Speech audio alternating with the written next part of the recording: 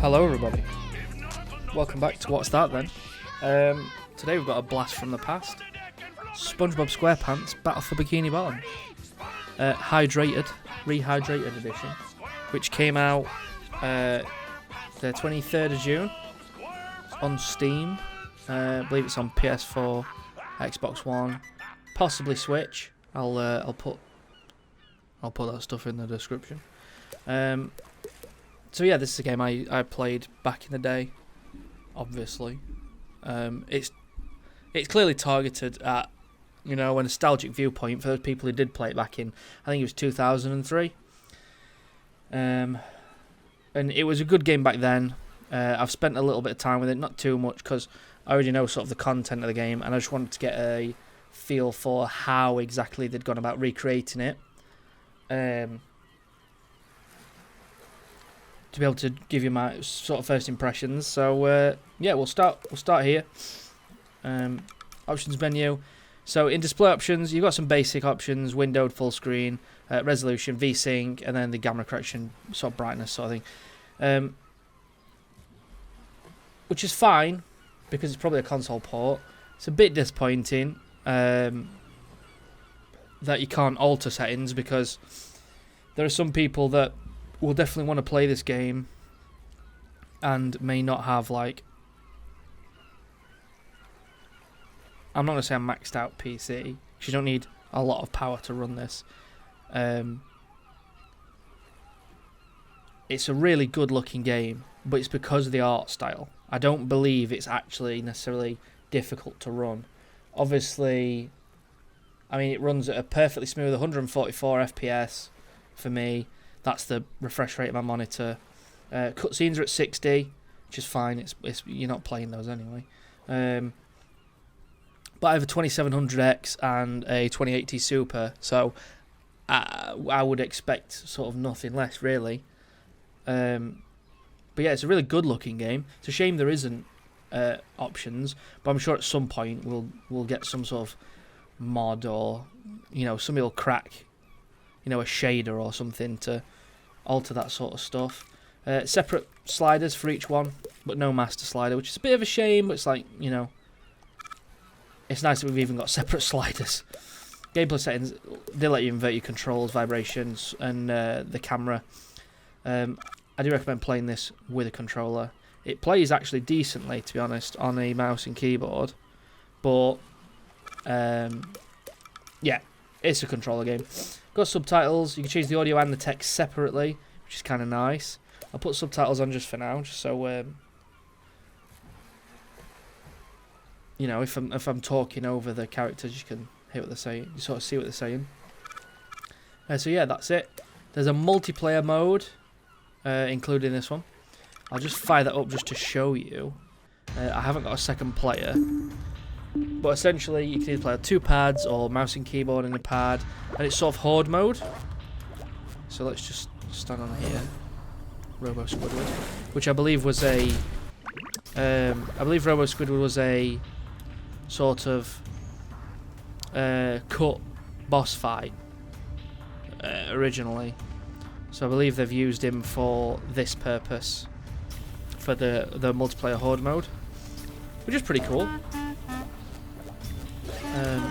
So yeah, it just plays like sort of any horde mode you'd expect.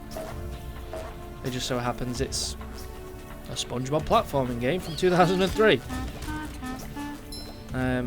Like I say, I haven't got enough anybody to try this with, so I've never got really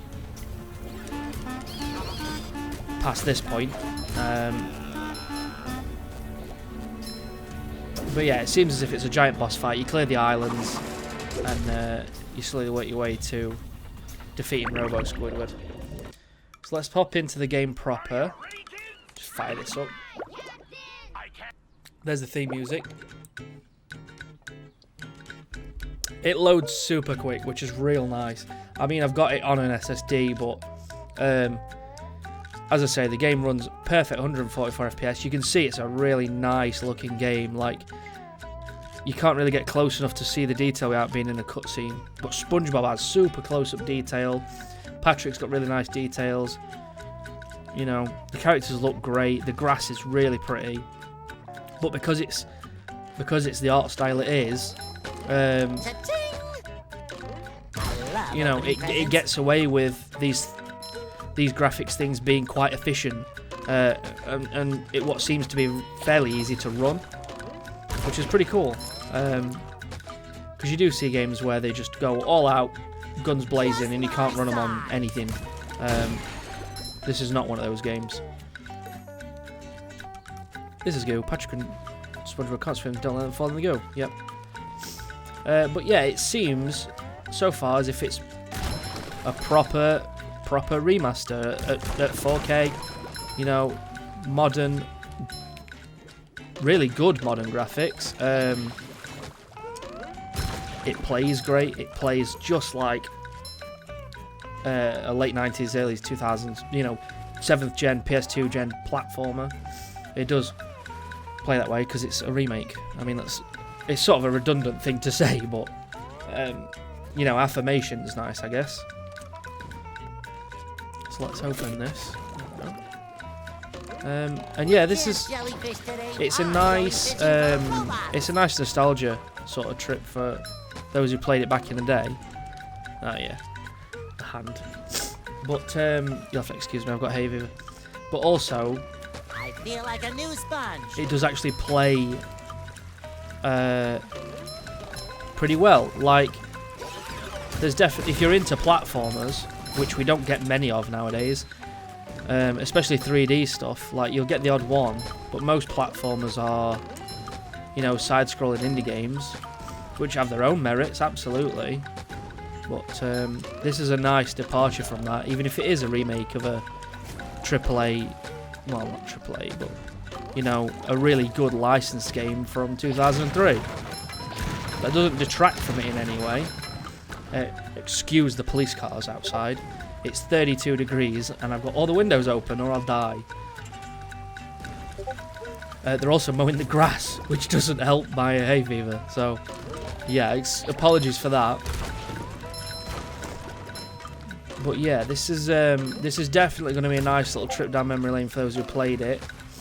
And I think people who didn't play it, who are into these platformer games, or are possibly part of the same sort of generation of playing these age games when we were kids, they're just going to enjoy it anyway. It'd make a great game for kids. Obviously, it's SpongeBob, it's pretty safe, but it's also fun. It looks, as I say, amazing. It looks great. It's available on at least PS4 and Xbox One, so that's, you know, you don't have to get a PC for this, obviously. But I have recently replaced my PlayStation with a gaming PC, so that's what I'm playing it on. Yeah, it runs great, it plays nice, music's amazing, everything just, you know, they've put some serious effort into making it modern and feeling good and sounding good, high fidelity sort of stuff. So yeah, I'm going to shut up for a minute, and we're just going to play through the level a little bit, because I don't think a lot needs to be said about this game.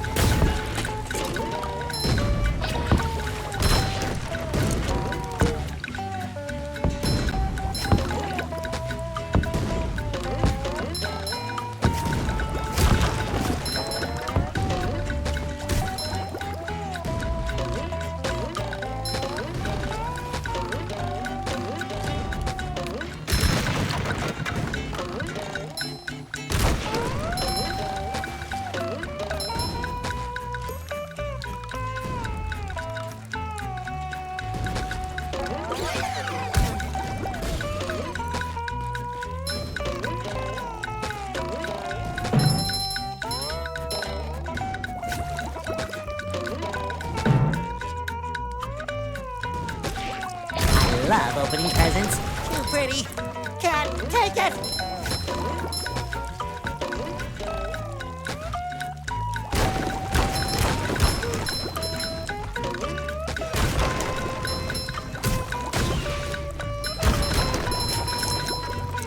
Just my size.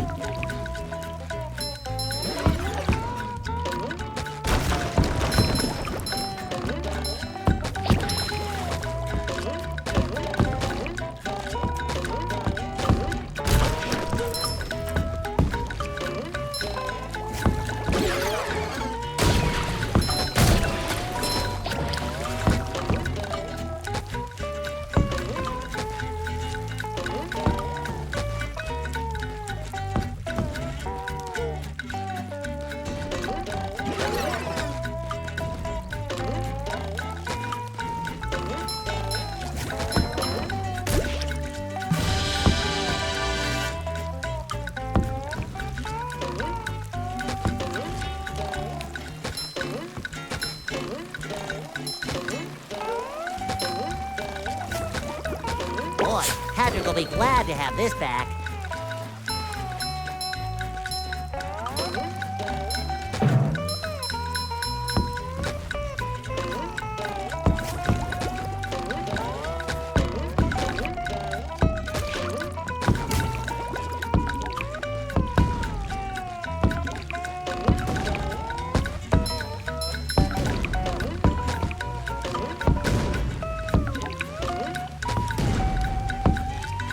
Hey, Gary, what's shaking?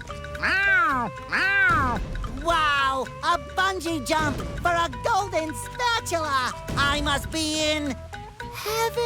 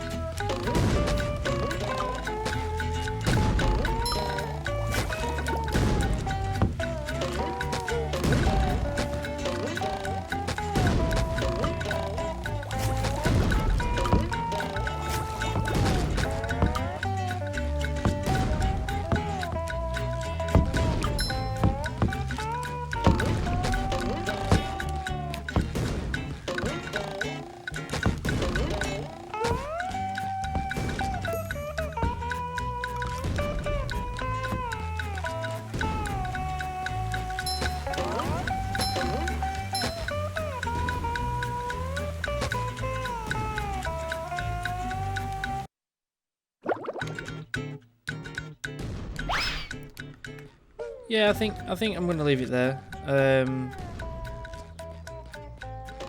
You know, as I say, I don't think it needs that much saying about it. It's a great remake. I'm really enjoying playing it. Let's just take a quick look. Stop page. It's currently, like I say, it's on Steam. It's currently $24.99. There's a soundtrack on there as well. For $3.99. You got that if you pre-ordered the game. But that's $3.99 extra if you want that. Obviously, it's for sale in other places. I actually pre-ordered from Humble Store, which, if you're a Choice member, you will get up to 20% off, which is a good option. But yeah, I think it's worth its price tag. I think it's enjoyable even today, and I think it holds up. So yeah, we'll see you next time for What's That Then. Something new coming. I did try and make a couple of videos of What's That Then, but the games I was trying to make them on weren't really suitable for the format, I think. So it is something I'm going to keep up. I want to try something a bit more suitable for the format next time. I think this was a good one because it wasn't too long, wasn't too short, blah blah blah. You know, and yeah, I think this one's definitely worth picking up. Nostalgic or not, it's a pretty decent game. So yeah, we'll like the video if you liked it, dislike if you disliked it, leave comments, feedback, all that nonsense. If you do want to see more, drop a subscribe. Yeah, we'll see you next time.